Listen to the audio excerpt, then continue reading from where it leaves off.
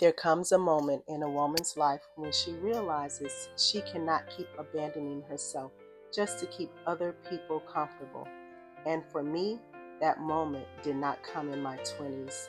It didn't come when life was easy and I had endless energy and endless time.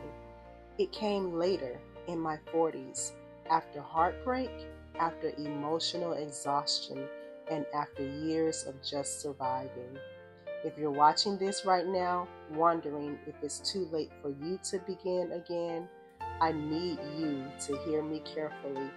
It is not too late.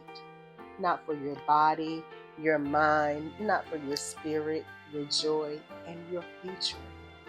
Even if your heart has been shattered, even if your confidence has disappeared like mine did, even if you spent years inside of a marriage, a relationship, a career, or a life that slowly made it easy for you to fall into self-neglect, this message is for you. You know what's interesting about yoga? From the outside, we think it looks peaceful, graceful, and elegant. But what they don't see is the shaking, the years of practice it took. They don't see the instability, the muscles trembling, and the hard labor of constantly adjusting. And honestly, that's exactly what rebuilding your life feels like. People may look at me and think, oh, she's got a great life from the outside. While internally, sometimes I am fighting just to remain on my 2 feet. The balancing poses become symbolic to me because that's what leaving a long-term relationship felt like. One foot is planted in the past and the other is trying to reach forward toward the future.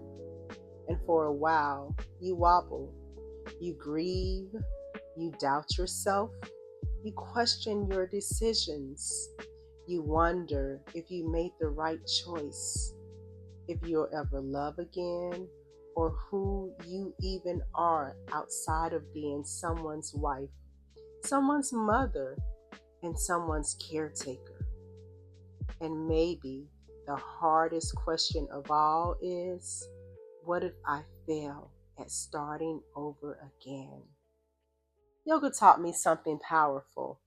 Balance is not about forcing things. Balance is about adjustment, constant adjustments, tiny little corrections, tiny decisions made every day to stay upright. That is what it looks like to rebuild your life. It's not instant confidence, it is a daily adjustment, a conscious decision to keep going forward. You fall down, you reset, you breathe, and you get up and try again. Through the process, eventually your body gets stronger, your mind gets stronger, your standards grow higher, and you learn to trust your own intuition. You don't need perfection to move forward. You only need a willingness to stop putting yourself last, a willingness to try and to give yourself permission to dream again. And some days that willingness is tiny. Some days healing looks powerful. And other days it looks like crying in your car or going for a walk so you don't spiral, or forcing yourself to get out of bed and showing up for yourself when your mind is full of fear, grief, heartache, and pain. Healing is not always glamorous. Sometimes healing looks like sitting in silence because your mind and your soul has been in survival mode for so many years that peace actually feels unfamiliar to us. I spent years taking care of everyone else, years being the responsible mom, the dependable wife that they all needed. And there is honor in that. But somewhere along the way, I disappeared inside of my own life. I was lost inside of a beautiful life. I stopped asking myself what I needed. I abandoned my own hopes and dreams. I stopped seeing myself as a woman with possibility and started seeing myself only through the eyes of others and what people around me needed. You may be listening right now and you may have spent 20, 30, or even 40 years just surviving, holding family together, managing chaos, working exhausting jobs that don't really appreciate us, being emotionally available for everyone else, while privately dying on the inside. And one day, you wake up and you realize, I don't even recognize myself anymore. Well, that realization can feel terrifying, but it can also become the beginning. And once your soul wakes up, it becomes very hard to go back to sleep. That's what happened to me. Something inside of me woke up, not because I found some magical answer. I woke up because I got tired of abandoning myself. Let me tell you something honestly. Starting over in midlife is not always cute. Social media makes reinvention look glamorous, but real reinvention is terrifying, especially when your finances are uncertain, when your confidence is shaky, and when people around you are still expecting the old version of you, that sacrificing version, the silent version. But growth changes you, and people get uncomfortable when you stop shrinking to fit into their expectations of who you are. There were moments I truly believed my best years were behind me. I think many women secretly fear that, especially after heartbreak, after divorce, especially after aging in a culture obsessed with youth and perfection. But let me tell you what nobody told me. There is a different kind of beauty that comes with surviving, a different kind of power. Not the power of being chosen, but the power of choosing yourself. Because once a woman learns how to stand on her own 2 feet and show up for herself, she becomes unstoppable. I used to think that happiness would arrive through another person, through the love of someone else, through outside validation, through someone finally seeing my worth. But healing forced me to understand something painful yet powerful. If you do not see your own worth, you will continue accepting crumbs while hoping they turn into a feast. And I had to stop doing that. I had to stop confusing attention with love, potential with commitment, and chemistry with safety. I had to stop abandoning my future for temporary emotional relief of the pain. And that lesson hurt, but it saved and changed my life. Now, when I move my body, when I stretch and balance, when I breathe, I'm not just exercising.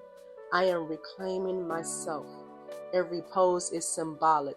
The balancing pose says, I can hold myself up. The stretch says, I am expanding beyond what once confined me. The kneeling pose says, thank you, I survived. If nobody has told you lately, surviving and still choosing softness, choosing hope, still choosing growth is extraordinary. And no, I don't have it all figured out just yet. I'm still rebuilding, healing, and growing. But I finally believe my life belongs to me now and my potential. I no longer believe my story is over because one chapter ended. And if you're listening to this while grieving your old life, I need you to know that the ending of one identity can become the beginning of a new and wonderful life. Not the life you once had, not the life built from self-abandoning, not the life built around putting everyone else first, but the life your soul has been quietly asking for. So if you're scared, then start scared. If you're grieving, grieve and keep putting one foot in front of the other. If you feel lost, keep going. The woman who you were created to be is waiting for you on the other side. Despite the negative advice out there, we can and do become stronger, healthier, happier in our 40s, 50s, and beyond. But it takes work, a lot of hard work, to get to where you belong. And you are allowed to be more visible.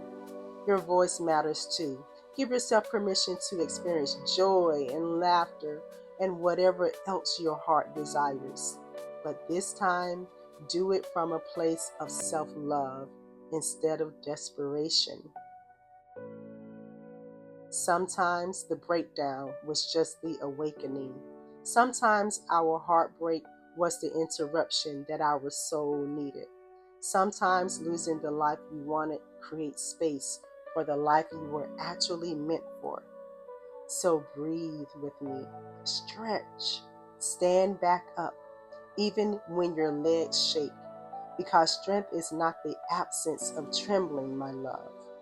Strength is making the decision to continue on anyway. And one day you will look back at this version of yourself, the exhausted version, the grieving version, the rebuilding version, and realize she was the woman who saved your life.